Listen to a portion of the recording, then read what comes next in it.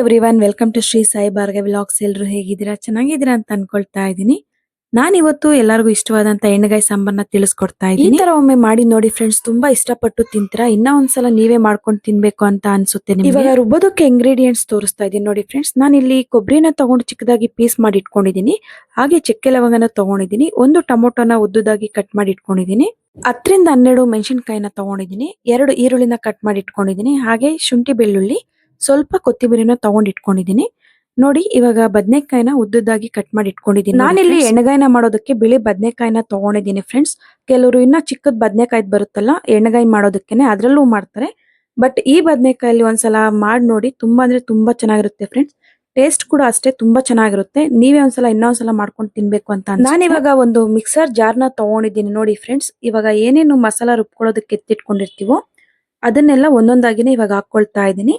ಮೊದಲನೇದಾಗಿ ಕಾಯಿ, ಚಕ್ಕೆ, ಲವಂಗ, ಶುಂಠಿ, ಬೆಳ್ಳುಳ್ಳಿ ಇಷ್ಟನ್ನೆಲ್ಲ ಹಾಕೊಂಡು ತರಿಯಾಗಿ ರುಬ್ಕೊಳ್ಬೇಕು. ಎಲ್ಲ ಒಂದೇ ಸಲ ಹಾಕೊಂಡು ರುಬ್ಕೊಂಡ್ಬೇಡಿ ಫ್ರೆಂಡ್ಸ್, ಯಾಕಂದ್ರೆ ಬ್ಲೇಡ್ ಕಟ್ ಆಗೋ ಚಾನ್ಸಸ್ ಇರುತ್ತೆ. ಒಬ್ಬೊಬ್ರು ಒಂದೊಂದ್ ಸ್ಟೈಲ್ ಅಲ್ಲಿ ಮಾಡ್ತಾರೆ ಫ್ರೆಂಡ್ಸ್. ನಾನ್ ತೋರಿಸ್ತಾ ಇರೋದು ಈಸಿ ಮೆಥಡ್. ನಿಮ್ಗೆ ಈ ತರ ಒಂದ್ಸಲ ಟ್ರೈ ಮಾಡಿ, ತುಂಬಾ ಅಂದ್ರೆ ತುಂಬಾ ಚೆನ್ನಾಗಿರುತ್ತೆ. ನೋಡಿ, ಇವಾಗೆಲ್ಲ ಹಾಕೊಂಡು ತರಿಯಾಗಿ ರುಬ್ಕೊಳ್ತಾ ಇದ್ದೀನಿ. ಹಾಗೆ ಇದ್ರ ಜೊತೆ ನಾನು ಮೆಣಸಿನಕಾಯಿ, ಕೊತ್ತಂಬರಿ ಸೊಪ್ಪು, ಹಾಗೆ ಟೊಮೊಟೊ ಎಲ್ಲಾನು ಹಾಕೊಂಡು ಇವಾಗ ರುಬ್ಕೊಳ್ತೀನಿ ಫ್ರೆಂಡ್ಸ್. ಇದಕ್ಕೆ ನಾನು ಖಾರದ ಪುಡಿ ಯೂಸ್ ಮಾಡ್ತಾ ಇಲ್ಲ, ಬರೀ ಮೆಣಸಿನಕಾಯಿ ಅಷ್ಟೇ ಯೂಸ್ ಮಾಡ್ತಿರೋದು. ಹಾಗೆ ಧನಿಯಾ ಪುಡಿನ ಯೂಸ್ ಮಾಡ್ತಾ ಇದ್ದೀನಿ. ತುಂಬಾ ಅಂದ್ರೆ ತುಂಬಾ ಟೇಸ್ಟಿಯಾಗಿ ಬರುತ್ತೆ ಫ್ರೆಂಡ್ಸ್. ಒಬ್ಬೊಬ್ರು ಒಂದೊಂದ್ ತರ ಮಾಡ್ತಾ ಇರ್ತಾರೆ ಫ್ರೆಂಡ್ಸ್ ಎಣ್ಣೆಗಾಯಿನ. ನಾನು ಈ ತರ ಮಾಡ್ತೀನಿ. ಮನೇಲಿ ಯಾವಾಗ್ಲೂ ಇದೇ ತರ ನಾವು ಮಾಡೋದು.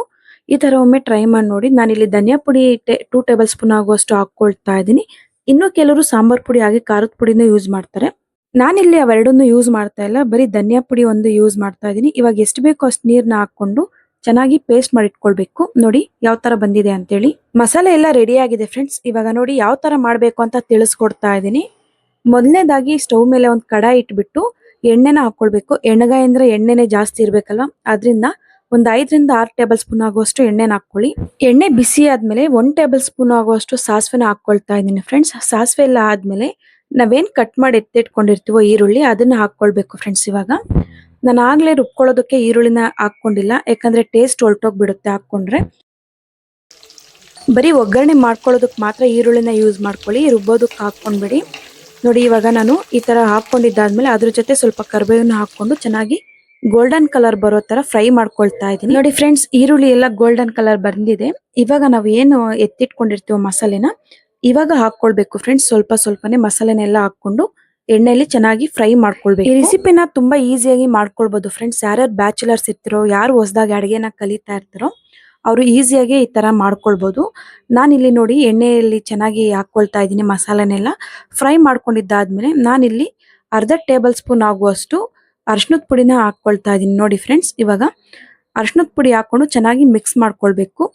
10ರಿಂದ 15 ನಿಮಿಷ ಆಗುವಷ್ಟು ಚೆನ್ನಾಗಿ ಮಿಕ್ಸ್ ಮಾಡ್ಕೊಂಡು ಒಂದು ಲಿಡ್ನ ಕ್ಲೋಸ್ ಮಾಡ್ಕೊಳ್ಬೇಕು. 10ರಿಂದ 15 ನಿಮಿಷ. ಇವಾಗ ಲಿಡ್ನ ತೆಗಿತಾ ಇದ್ದೀನಿ ನೋಡಿ ಫ್ರೆಂಡ್ಸ್. ಎಣ್ಣೆ ಎಲ್ಲ ಯಾವ ತರ ಬಿಟ್ಕೊಂಡಿದೆ ನೋಡಿ, ಈ ತರ ತೇಲ್ತಾ ಇರ್ಬೇಕು ಎಣ್ಣೆ. ಇವಾಗ ನೋಡಿ ಫ್ರೆಂಡ್ಸ್, ಇವಾಗೆಲ್ಲ ಮಿಕ್ಸ್ ಮಾಡ್ಕೊಳ್ತಾ ಇದ್ದೀನಿ. ನೋಡಿ, ಈ ತರ ಮಿಕ್ಸ್ ಮಾಡ್ಕೊಂಡ್ಮೇಲೆ ಗಟ್ಟಿ ಆಗ್ತಾ ಹೋಗುತ್ತೆ. ಇವಾಗ ನಾವು ಏನ್ ಹಚ್ಚಿಟ್ಕೊಂಡಿರ್ತೀವೋ ಬದನೆಕಾಯಿನ ಸ್ವಲ್ಪ ಸ್ವಲ್ಪನೇ ಹಾಕೊಂಡು ಮಿಕ್ಸ್ ಮಾಡ್ಕೊಳ್ತಾ ಹೋಗ್ಬೇಕು. ಬದನೆಕಾಯಿಗೆಲ್ಲ ಮಸಾಲೆ ಹಿಡಿಸ್ಬೇಕು ಫ್ರೆಂಡ್ಸ್, ಆ ತರ ಮಿಕ್ಸ್ ಮಾಡ್ಕೊಳ್ಬೇಕು. ನೋಡಿ, ಈ ತರ ಎಲ್ಲ ಹಾಕೊಂಡಿದ್ದಾದ್ಮೇಲೆ ಬದನೆಕಾಯಿನ ಇವಾಗೆಲ್ಲ ಮಿಕ್ಸ್ ಮಾಡ್ಕೊಳ್ಬೇಕು. ನೋಡಿ, ಮಸಾಲೆ ಎಲ್ಲ ಯಾವ ತರ ಇದೆ, ಬದನೆಕಾಯಿಗೆಲ್ಲ ಅಂಟ್ಕೊಳ್ಬೇಕು. ಆ ತರ ಮಿಕ್ಸ್ ಮಾಡ್ಕೊಳ್ಳಿ.